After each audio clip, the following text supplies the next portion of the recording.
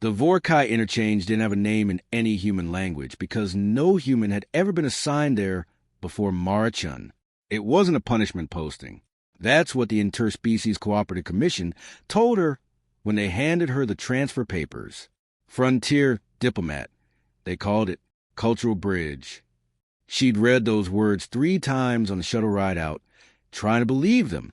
The interchange sat at the gravitational fold between 2 contested star systems, a floating commercial hub the size of a small moon, built from the hollow bones of something that had died before most civilizations learned to count. Nobody owned it. Everybody used it. And because nobody owned it, nobody maintained it well. And because everybody used it, it was always on the verge of collapsing under its own complexity. Mara was 29 years old, 5'3", and carried a single duffel bag and a coffee thermos that had a small crack in the lid she'd fixed twice with epoxy. She stepped off the shuttle into the interchange's main concourse and immediately understood 3 things. First, she was the smallest sentient being in a space designed for creatures twice her height. Second, everyone had already noticed. Third, nobody had made room. She navigated the crowd the way she always had. Since childhood, since school hallways, since every room she'd ever walked into where the furniture wasn't built for her body, by reading the gaps. The Vorkai, 8-limbed and the color of deep-sea coral, moved in loose rotating clusters that left predictable openings on the left side. The Duan, tall and bilateral with heads that swiveled a full 300 degrees, traveled in straight lines and never yielded because their peripheral processing meant they genuinely didn't register anything below chest height unless it made sound. The Skethrin, she'd read about Skethrin but never seen one, were low to the ground, wide, play like armadillos scaled to the size of a car, and they moved slowly but with a complete indifference of something that had never, in its evolutionary history, needed to consider what it might crush.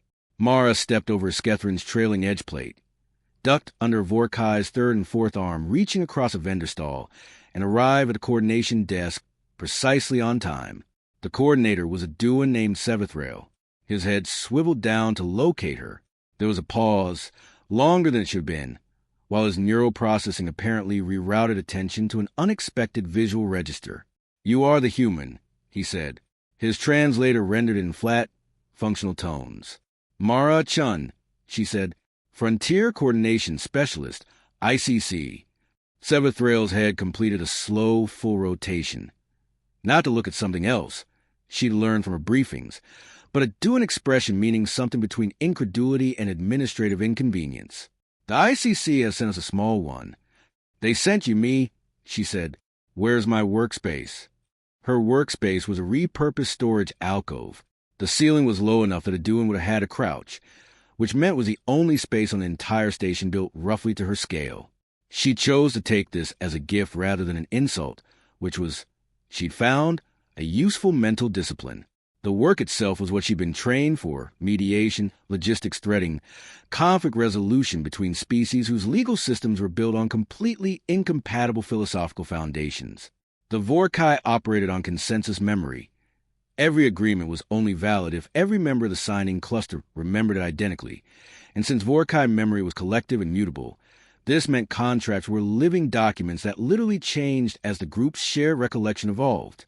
The Duan operated on absolute precedent.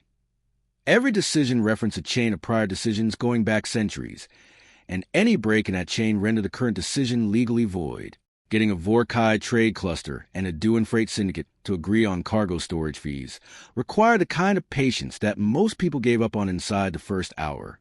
Mara didn't give up on things inside the first hour. This was not a virtue she'd cultivated. It was a scar. On her 3rd day, she resolved the docking fee dispute that had been stalled for 11 weeks.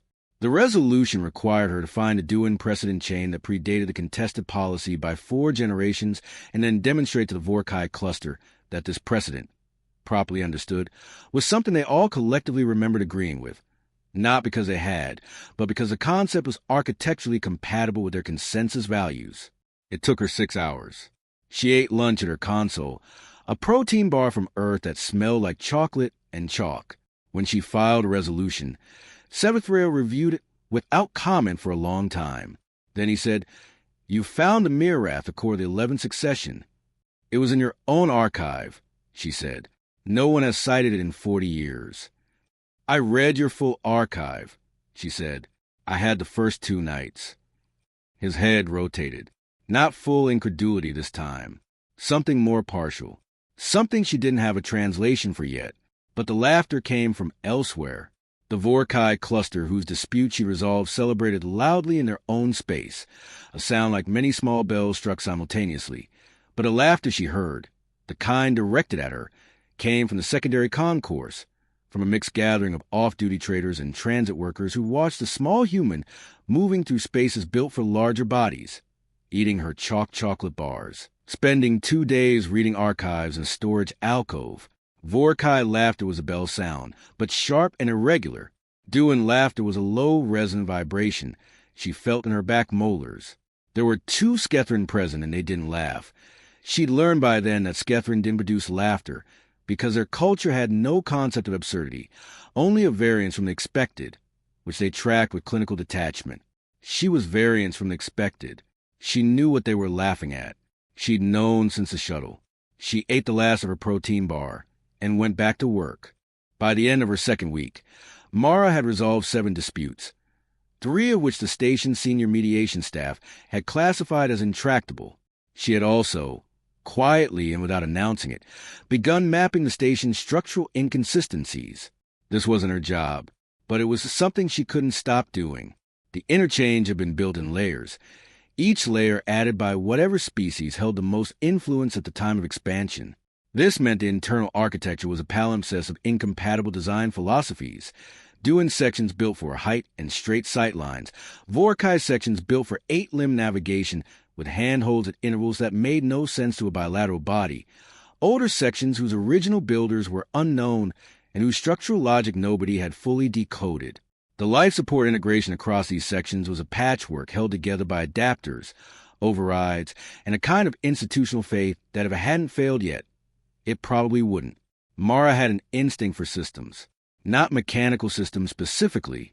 She was an engineer, but she had an instinct for the way complex systems accumulated hidden stress, the way a chain of individually reasonable decisions could produce an outcome that was collectively catastrophic. She'd grown up watching it in her family. She'd studied it in her graduate work on multi-species institutional dynamics. She saw it now in the interchange's infrastructure, the way some people saw faces, inward grain. Not saw it, just suddenly visible. She started keeping notes. On the 19th day, she filed an informal advisory to the station's operations division. It was 7 pages long, precisely worded, and outlined 3 systemic pressure points in a life support grid that she believed would cause cascading failures within 8 to 14 months if not addressed. The operations division was staffed by Vorkai. The cluster lead, a senior coordinator named FWAS, reviewed her advisory and responded in 2 sentences. Human assessment noted. Human expertise in Vorkai engineering systems not established. She filed a follow-up with supporting data. The response was the same. 7th Rail told her, with something that might have been sympathy or might have been administrative efficiency, they don't dismiss you because you are wrong. They dismiss you because you are small. Smallness, to the Vorkai, is a signal of incomplete development. A young cluster is small. Your species registers to them as young. I'm 29 years old, Mara said. Your species is very young, he said. To them, you are a child pointing at an adult problem. She sat with that for a while. What would make them listen? She asked. 7th Rail's head completed a 3/4 rotation. I do not know, he said, and she believed him. On the 23rd day, the graph arrived. Nobody announced it. There was no docking request, no standard approach protocol, no ICC notification. The interchange's external sensors simply reported, in the neutral language of automated systems, that a grav vessel had taken up position at the station's outer gravitational margin. The concourse changed in under a minute. Mara had never seen the interchange go quiet. It was a place of constant motion, constant transaction, constant noise. But the Grat's presence drained sound from the space the way cold drains warmth. Vendors stopped calling out prices. Transit workers found reasons to be elsewhere. The Skethrin, who feared nothing and registered only variance, moved their wide bodies to the walls and became very still. Mara went to find Seventh Rail. "What are the graph?" she asked. He was standing at a coordination console, and his body language, she'd learned to read it by then, was performing calm over a substrate of something else. "They are old," he said. "Older than the interchange. Older than the cooperative. They do not participate in commercial systems. They do not trade. They observe. Why are they here? We don't know. They don't communicate intent. They arrive. They watch. They leave." He paused. "In recorded history, they have never entered an inhabited station. They observe from the margin. So they're just watching? Always." Mara looked at the sensor readout. The grav vessel was enormous.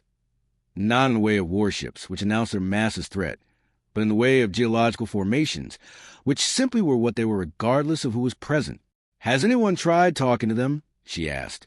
Seventh Rail's head did a full rotation, which she now understood as a due expression of complete disbelief.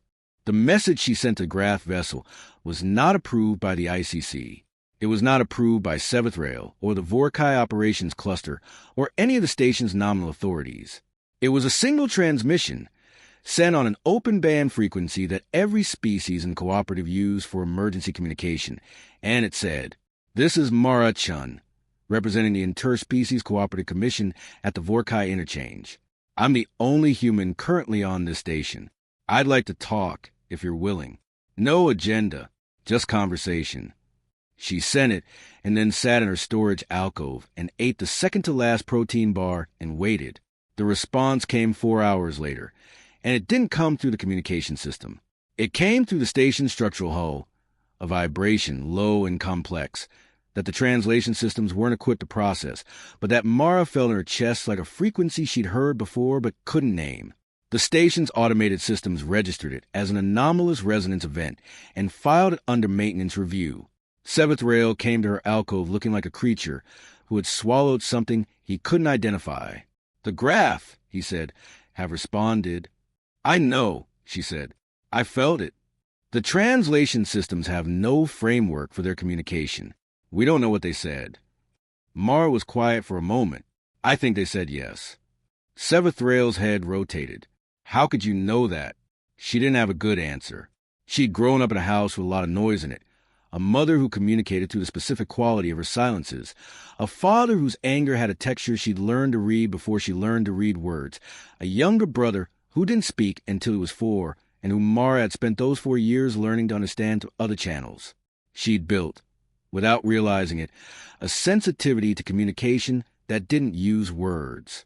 The graph's vibration had felt like an opening, like a door moved, not a door closed. She couldn't explain this to Seventh Rail. "I just know," she said. "How do I get to the outer hull access?" The outer hull access point brought her to a pressurized observation bay, a bubble of transparent steel on the station's exterior face, used by maintenance crews and never, in its operational history, for diplomatic contact. The Graf vessel floated at the margin and up close, relative close, several kilometers. It was not shaped the way ships were shaped. It had no obvious propulsion geometry, no weapons profile, no communication array. It was vaguely ovoid, but the surface moved in slow patterns like the surface of something breathing. She stood at the transparent steel and looked at it, and she understood, with a certainty that bypassed argument, that it was looking back. She didn't know how long she stood there. Time did something different in that bay, not faster or slower, just less insistent. When the hull vibration came again, she felt it through the floor and the transparent steel and the bones of her feet, and this time she didn't need to translate it. It was curiosity. Pure, patient, ancient curiosity. She pressed her hand flat against the transparent steel. She didn't know why. It was a gesture from a childhood habit.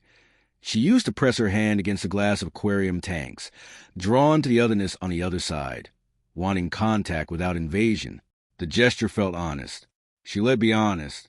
The surface of the Graf vessel shifted, not dramatically, not in any way the sensor systems later registered as significant, but one region of its surface, facing her, changed its pattern, became briefly more complex, more attentive.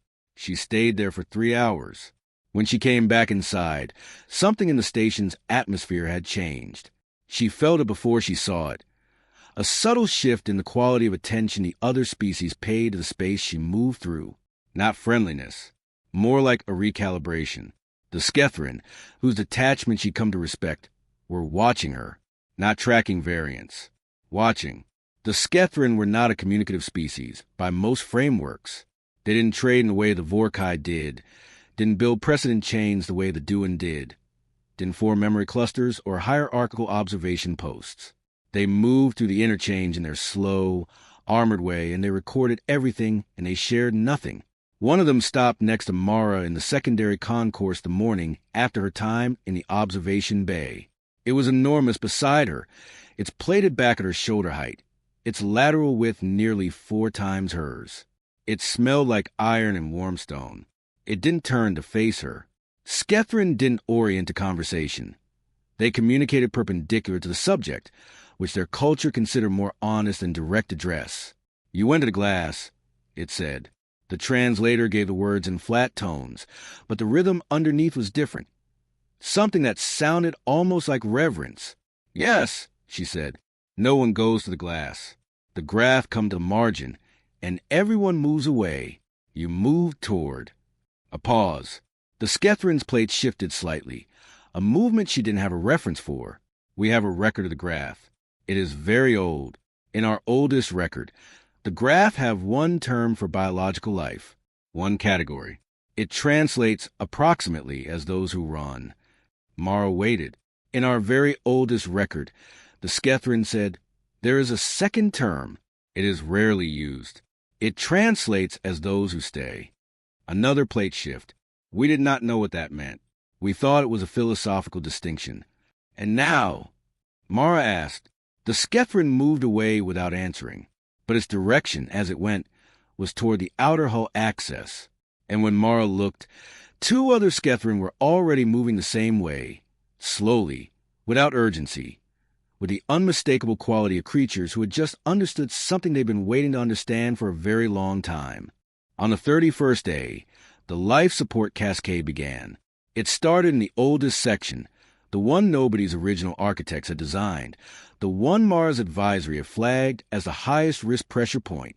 A thermal regulation failure in Section 9 triggered an automated pressure rebalancing in Section 12, which the Vorkai designed override system interpreted as emergency and responded to by drawing power from a grid that supported atmospheric processing in Sections 4 through 7.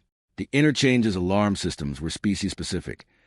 Each species' quarters had alerts calibrated to frequencies they could hear.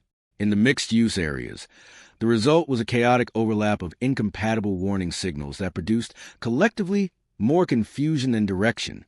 Mara had been awake. She was usually awake at this hour.